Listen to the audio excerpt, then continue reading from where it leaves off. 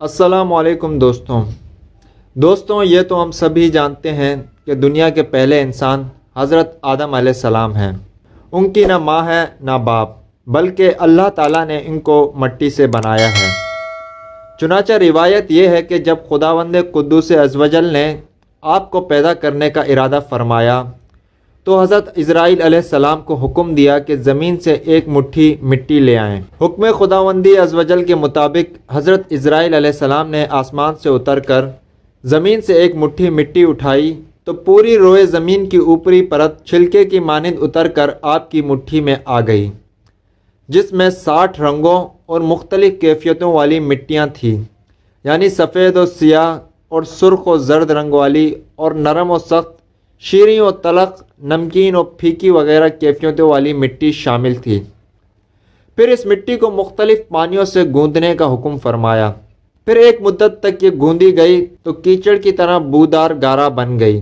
پھر یہ خشک ہو کر کھنکھناتی اور بجتی ہوئی مٹی بن گئی۔ پھر اس مٹی سے حضرت آدم علیہ السلام کا پتلا بنا کر جنت کے دروازے پر رکھ دیا گیا، جس کو دیکھ دیکھ کر فرشتوں کی جماعت تعجب کرتی تھی، کیونکہ فرشتوں نے ایسی شکل و صورت کی کوئی مخلوق کبھی دیکھی ہی نہیں تھی۔ پھر اللہ عزوجل نے اس پتلے میں روح کو داخل ہونے کا حکم فرمایا۔ چنانچہ روح داخل ہو کر جب آپ کی نتھوں میں پہنچی تو آپ کو چھینک آئی، اور جب روح زبان تک پہنچ گئی تو آپ نے الحمدللہ پڑھا، اور اللہ تعالیٰ نے فرمایا یرحمک اللہ، یعنی اللہ تعالیٰ تم پر رحمت فرمائے۔ فرمایا گیا اے ابو محمد، میں نے تم کو اپنی حمد ہی کے لیے بنایا گیا ہے۔ پھر رفتہ رفتہ پورے بدن میں روح پہنچ گئی اور آپ زندہ ہو کر اٹھ کھڑے ہوئے۔ ترمذی اور ابو داؤد میں یہ حدیث ہے کہ حضرت آدم علیہ السلام کا پتلا جس مٹی سے بنایا گیا، چونکہ وہ مختلف رنگوں اور مختلف کیفیتوں کی مٹیوں کا مجموعہ تھی، اسی لیے آپ کی اولاد یعنی انسانوں میں مختلف رنگوں اور قسم قسم کے مزاجوں والے لوگ ہو گئے۔ حضرت آدم علیہ السلام کی کنیت ابو محمد یا ابو بشر اور آپ کا لقب خلیفۃ اللہ ہے، اور آپ سب سے پہلے اللہ تعالیٰ کے نبی ہیں۔ آپ نے 960 برس کی عمر پائی اور بوقت وفات آپ کی اولاد کی تعداد تقریباً 1 لاکھ ہو چکی تھی، جنہوں نے طرح طرح کی صنعتوں اور عمارتوں سے زمین کو آباد کیا۔ قرآن مجید میں بار بار اس مضمون کا بیان کیا گیا ہے کہ حضرت آدم علیہ السلام کی تخلیق مٹی سے ہوئی۔ چنانچہ سورہ آل عمران میں ارشاد فرمایا، جس کا مفہوم ہے عیسیٰ کی کہاوت اللہ کے نزدیک آدم کی طرح ہے، اسے مٹی سے بنایا، پھر فرمایا ہو جا، وہ فوراً ہو جاتا ہے۔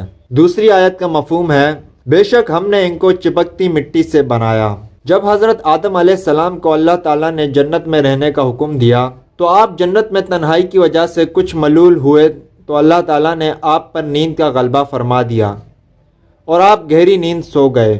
تو نیند ہی کی حالت میں آپ کی بائیں پسلی سے اللہ تعالیٰ نے حضرت حوا علیہ السلام کو پیدا فرما دیا۔ جب آپ نیند سے بیدار ہوئے تو یہ دیکھ کر حیران رہ گئے کہ ایک نہایت ہی خوبصورت اور حسین و جمیل عورت آپ کے پاس بیٹھی ہوئی ہے۔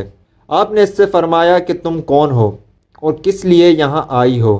تو حضرت حوا نے جواب دیا کہ میں آپ کی بیوی ہوں، اور اللہ تعالیٰ نے مجھے اس لیے پیدا فرمایا تاکہ آپ کو مجھ سے انس اور سکون قلب حاصل ہو، اور مجھے آپ سے انسیت اور تسکین ملے، اور ہم دونوں ایک دوسرے سے مل کر خوش رہیں اور پیار و محبت کے ساتھ زندگی بسر کریں، اور اللہ کی نعمتوں کا شکر ادا کرتے رہیں۔ قرآن مجید میں اللہ تعالیٰ نے حضرت حوا علیہ السلام کے بارے میں ارشاد فرمایا، جس کا مفہوم ہے اور اسی میں سے اس کا جوڑا بنایا، اور ان دونوں سے بہت مرد و عورت پہلا دیے۔ حضرت آدم اور حوا علیہ السلام کی تخلیق کا واقعہ مضامین قرآن مجید کے ان عجائبات میں سے ہے جس کے دامن میں بڑی بڑی عبرتوں اور نصیحتوں کے گوہر آبدار کے انبار پوشیدہ ہیں۔